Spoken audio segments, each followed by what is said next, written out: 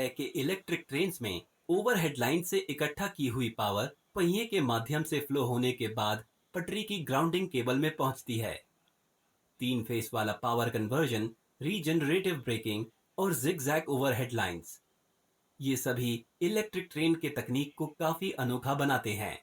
आइए सबसे simple possible design से शुरू होने वाली इलेक्ट्रिक ट्रेन्स के पीछे के सभी इंजीनियरिंग रहस्यों को समझते हैं।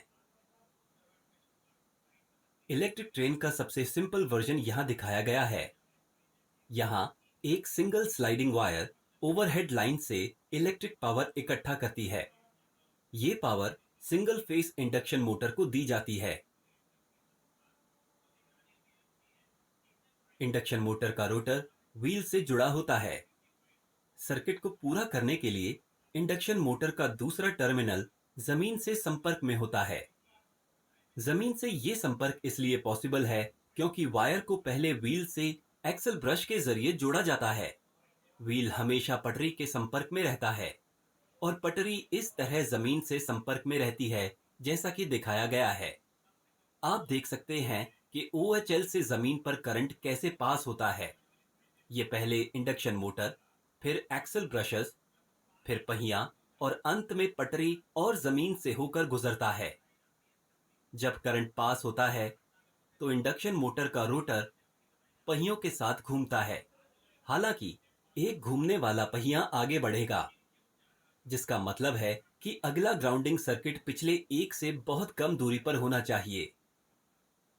अब कुछ एक्सल ब्रश के डिटेल्स देखते हैं।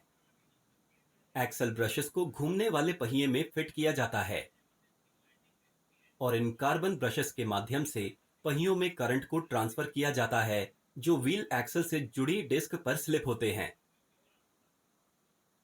फिर से ये एक इलेक्ट्रिक ट्रेन का सबसे सरल वर्जन है। आइए अब इस डिजाइन में सुधार करें और अपनी ट्रेन को और ज्यादा फंक्शनल बनाएं। ओवरहेड लाइन में इस्तेमाल किए जाने वाला वोल्टेज 25 किलो वोल्ट है, जो एक बहुत बड़ा वोल्टेज है। मोटर्स को चलाने के लिए बहुत कम वोल्टेज की आवश्यकता होती है। इस कारण से हमें इसे स्टेप डाउन ट्रांसफार्मर में फीड करने की आवश्यकता होती है, जो वोल्टेज को डिजायर्ड लेवल पर बदल देता है। ओवरहेड लाइन से पावर सप्लाई शुरू में ट्रांसफार्मर के प्राइमरी से गुजरती है और यहाँ ग्राउंडिंग के कारण सर्किट पूरा हो गया है। ट्रांसफार्मर की एक्शन के कारण सेकेंडरी वाइंडिंग में करंट इंड्यूस होगा और कम वोल्टेज पावर मोटर को फीड किया जाएगा। ट्रेन की तरह उच्च ट्रैक्शन के लिए मोटर को एक हाई टॉर्क का सप्लाई करना चाहिए। इसके अलावा टॉर्क कर्व यूनिफॉर्म होना चाहिए, भले ही मोटर की स्पीड भिन्न हो। 3 फेस इंडक्शन मोटर्स उच्च एक समान टॉर्क आवश्यकताओं को प्राप्त करने के लिए सही विकल्प है। इस मोटर को पावर देने के लिए 3 फेस वायर को खींचना एक अच्छा विचार नहीं है, क्योंकि ये बहुत ही अनइकोनॉमिकल है। इसलिए सिंगल फेस सप्लाई को 3 फेस सप्लाई में बदलने के लिए रेक्टिफायर और इन्वर्टर का इस्तेमाल किया जाता है। एक rectifier single phase AC power को DC पावर में परिवर्तित करता है और फिर इन्वर्टर DC पावर को 3 फेस AC पावर में परिवर्तित करता है। अब ये इंजन पटरी के ऊपर चलने के लिए तैयार है। अगर हम मोटर शाफ्ट और व्हील एक्सल के बीच कुछ गियर रेशियो के साथ एक ट्रांसमिशन सिस्टम जोड़ते हैं तो हम टॉर्क आउटपुट को और बढ़ा सकते हैं। इस पॉइंट पर हमने जो इंजन बनाया है वो एकदम सही लगता है।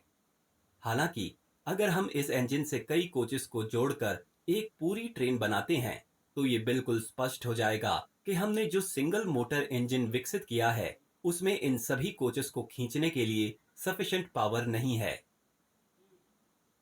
तो आइए इंजन को और अधिक शक्तिशाली बनाने के लिए और अधिक मोटर व्हील पेयर्स जोड़ते हैं। एक इंजन बोगी का कंस्ट्रक्शन 3 फेस इंडक्शन मोटर्स के साथ किया गया है। जाहिर है 3 जोड़ी पहियों को चलाने के लिए एक इंजन में आमतौर पर ऐसे 2 इंजन बोगीज का इस्तेमाल किया जाता है। इस पूरे इंजन में आप देख सकते हैं कि ट्रांसफार्मर और रेक्टिफायर कैसे पोजीशन्ड हैं। अब तक इस वीडियो में हमने दिखाया है कि कैसे हम सिंगल हैंगिंग वायर का इस्तेमाल करके ट्रेन में पावर ट्रांसफर करते हैं। हालांकि ये तरीका प्रैक्टिकल नहीं है। कभी कभी ट्रेन और ओवरहेड लाइन के बीच की दूरी को समान रखना संभव नहीं होता है, जिसका मतलब है कि उचित पावर कलेक्शन के लिए एक हाइट वेयरिंग मैकेनिज्म का इस्तेमाल किया जाना चाहिए। पैंटोग्राफ्स इस कार्य को पूरा करते हैं। एक आधुनिक पैंटोग्राफ इस तरह दिखता है। आप देख सकते हैं कि एक न्यूमेटिक सिस्टम के दबाव के आधार पर पैंटोग्राफ अपनी ऊंचाई को एडजस्ट कर सकता है। अगर आप ध्यान से देखें तो आप देख सकते हैं कि इस ऊंचाई के एडजस्टमेंट के दौरान करंट कलेक्टर हॉरिजॉन्टल होता है। करंट कलेक्टर को पूरी तरह से हॉरिजॉन्टल होना चाहिए, अन्यथा पावर ट्रांसमिशन में ट्रबल होगा। हमें उम्मीद है कि इस एनिमेशन से आप समझ सकते हैं कि करंट कलेक्टर हमेशा हॉरिजॉन्टल क्यों रहता है। इसके बारे में अधिक जानकारी के लिए कृपया हमारे पैंटोग्राफ के बारे में डिटेल्ड वीडियो को देखें। अब पैंटोग्राफ को कार्य करते हुए देखते हैं। अगर किसी कारण से पैंटोग्राफ वायर से अपना कनेक्शन खो देता है तो ट्रेन अपने उच्च मोमेंटम के कारण कुछ किलोमीटर के लिए अपना फ्री रन जारी रखेगी। क्या आपने कभी सोचा है कि ओवरहेड लाइन जिग-जैग तरीके से क्यों खिंचती है? ये अरेंजमेंट ये सुनिश्चित करती है कि पैंटोग्राफ का कलेक्टर हेड कांस्टेंट संपर्क के पॉइंट पर ओवरहेड वायर को नहीं छूता है। इस व्यवस्था के कारण वेयर एंड टेयर कम से कम होती है। हम इंडक्शन मोटर सप्लाई की फ्रीक्वेंसी को बदलकर स्पीड को नियंत्रित कर सकते हैं। ये रेक्टिफायर और एक इन्वर्टर द्वारा पूरा किया जाता है। ड्राइवर फ्रीक्वेंसी को बदलने के लिए लीवर को एक अलग नॉच पर सेट करता है और इसलिए मोटर की स्पीड उसी के अनुसार होती है। एक्सेलरेशन के बाद ट्रेन के लिए सबसे महत्वपूर्ण पहलू रुकना है। ये कैसे पूरा किया जाता है? क्या हमें इंडक्शन मोटर्स को बंद कर देना चाहिए? अगर ऐसा है तो ट्रेन कई किलोमीटर तक पटरियों पर चलती रहेगी जब तक कि वो रुक न जाए। एक और विचार ये है कि हम इलेक्ट्रिकल ब्रेकिंग लगा सकते हैं। एक साधारण इंडक्शन मोटर में रोटर की स्पीड आरएमएफ की स्पीड से कम होती है। हालांकि सप्लाई फ्रीक्वेंसी को कम करके हम इस कंडीशन को उल्टा कर सकते हैं। दिलचस्प बात यह है कि जब आरएमएफ की स्पीड रोटर की स्पीड से कम होती है, रोटर बार्स में इंड्यूस्ड करंट की दिशा रिवर्स हो जाती है। ये रोटर पर ऑपोजिट दिशा में इंड्यूस्ड टॉर्क को अंजाम देता है। ये एक परफेक्ट ब्रेक है, बिना मेटल टू मेटल के संपर्क वाला ब्रेक। इस फेज के दौरान मोटर जनरेटिंग मोड पर चलती है। हालांकि ये ब्रेकिंग मेथड अपनी पटरियों पर ट्रेन को पूरी तरह से नहीं रोक सकती है, क्योंकि रीजनरेटिव ब्रेकिंग कम स्पीड पर काम नहीं करती है। यानी ये ट्रेन को धीमा कर सकती है, लेकिन इसके बाद आपको ट्रेन को पूरी तरह से रोकने के लिए न्यूमेटिक ब्रेक्स लगाने होंगे। ये एक अलग तरह का मैकेनिकल ब्रेक है। यहाँ स्प्रिंग का फोर्स और कंप्रेस्ड एयर फोर्सेस ऑपोजिट दिशाओं में पिस्टन पर काम कर रहे हैं। दिलचस्प बात यह है कि जब ड्राइवर सिलेंडर से हवा छोड़ता है